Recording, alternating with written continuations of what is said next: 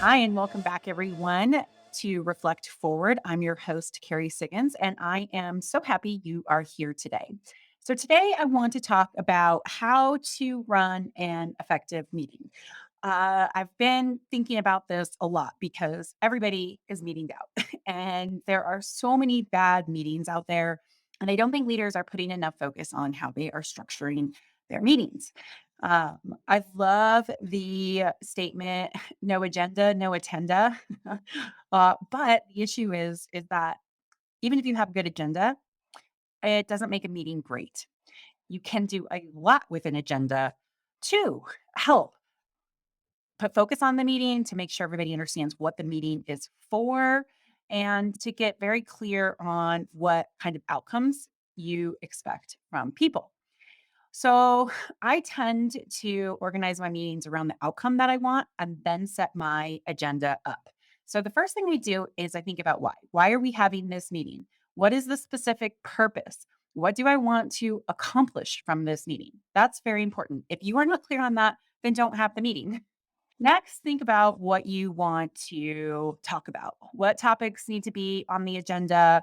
What types of themes need to be covered? What information needs to be shared? Or what information needs to be gleaned from the meeting? Then think about the questions that you want to ask around the what. This is really, really important. Even write the questions that you want to address in the agenda. This is so incredibly powerful because it helps people prepare. I know I hate going into a meeting cold where then someone asks me a question and I'm put on the spot where I might not give as thoughtful of an answer as I would have if I would have had time to prepare. So, on all of my agendas, after I put the outcome of what I want, the why we're having this meeting, and then the topics, then I put the questions. Please be prepared to answer these three questions for this topic.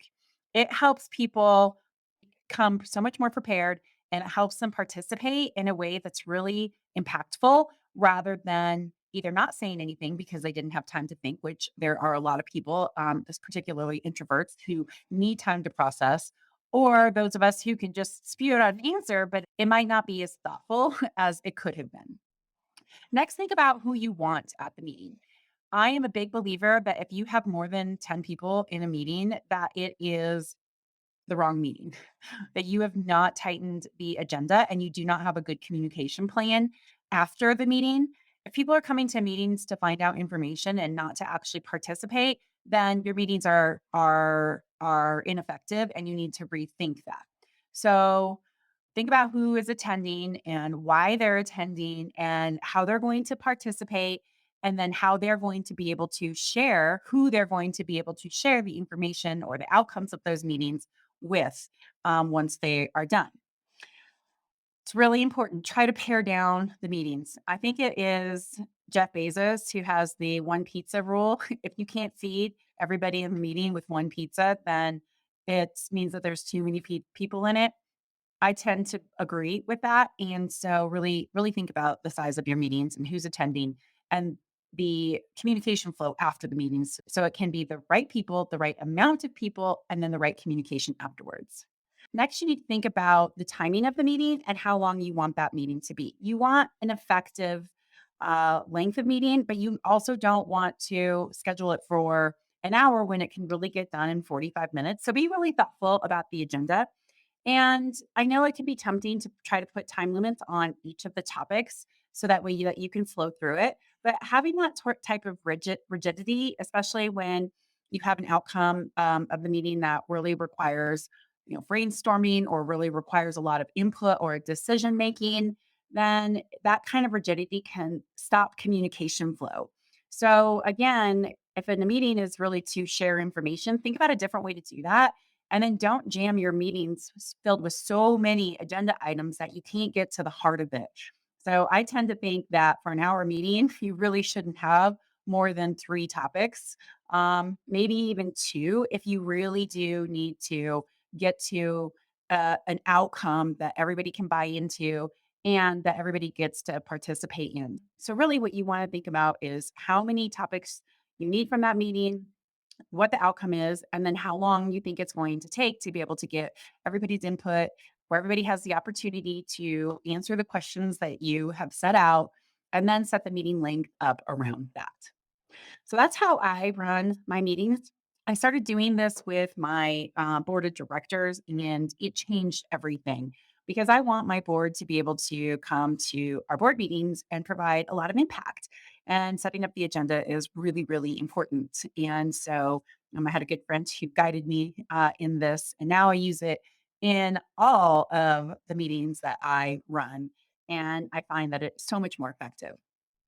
Right. Well, hopefully that was a helpful tip for you on how to run an effective meeting. Anybody can use this.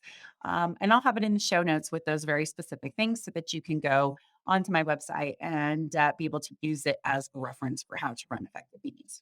Okay, so question of the week. So I was invited to speak on stage at CEO Coaching International's annual summit.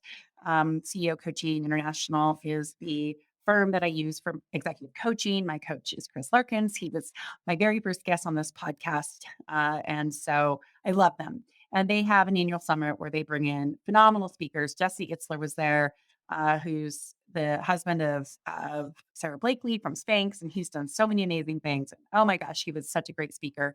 And Jordan Belfort, the Wolf of Wall Street, was there, and just amazing, amazing speakers. But Mark Moses and the team at CEO Coaching International asked if I would mind sharing my story. So my coach, Chris, interviewed me during it, and I shared my story of overcoming the loneliness and meaninglessness and purposelessness that I had in my life that really led to very dark behaviors, addictive behaviors, and how I have faced my deepest, darkest flaws, the things that I hated about myself, and changed my life, and how I leaned into being an impactful, transparent, radically transparent leader. And so I shared my story and my vision of creating 1,000 millionaires through employee ownership as we grow StoneAge into a $1 billion company. And it was a very emotional story. It's really hard to share it in front of 610 other CEOs. Of course, I'm always afraid that there's going to be judgment and that my story won't land, but it landed. It landed really well. And one of the attendees afterwards came up and asked me, "How do you find the courage to share that story?" I could never get up on stage and tell people about my biggest mistakes, my biggest flaws. And I really appreciate that question because I get asked it a lot. I know how hard it is to share the biggest mistake that you've ever made, especially when it has to do with something that has so much stigma like addiction. But I remember the first time that I shared my story with my team. I told them about what had happened. It was during a team building event. I hadn't told anybody about it, and I was compelled to share. We were being very vulnerable with each other, and what happened was amazing. Once I told my story, so many people started sharing their stories of overcoming adversity, and we built this deeper connection. And my team told me, "You're so much more real by sharing this story." And I realized how often leaders don't talk about their struggles. They don't talk about the things that they have overcome, right? They're not supposed to have had all these problems. They're supposed to be the leader. They're supposed to know. They're supposed to be perfect. And that is so not true. We connect through adversity. We connect through the hardships that we all share. We want to work for real people, real leaders. And so, even though it's hard to share my story, and yes, I'm sure some people judge me, if I can make an impact in one person's life who can make a change or can do something different or who can share something that they have kept inside and change their life, then that is all that matters. And I know that through experience sharing, you can change people's lives. I know that by other people sharing their experiences with me, their hardships with me, they have changed my life, the way that I look at things. And so to me, the courage isn't about myself. It isn't about worrying about what other people think about me. The courage comes from knowing that you can make a huge impact in somebody's life. And even if it's just one person, that you can change, that makes it worthwhile. So, yes, it's not easy. And yes, I have practiced my story and I have worked to refine it to make sure that it is as impactful as it can possibly be. But don't ever be afraid to share your story. We connect through stories, we connect through vulnerability. We want to work for leaders who are real. So, be real. That's where the courage comes from. So, I appreciated that question. All right. With that, I will leave you for your day. I hope you enjoyed this episode of Reflect Forward Advice from a CEO. I will see you next week. And if you like this podcast, please subscribe to it, write a review, subscribe on my YouTube channel. That's where you're watching it. Share it with a friend. I always appreciate it. Helps with the algorithms. And we need to share these kinds of stories.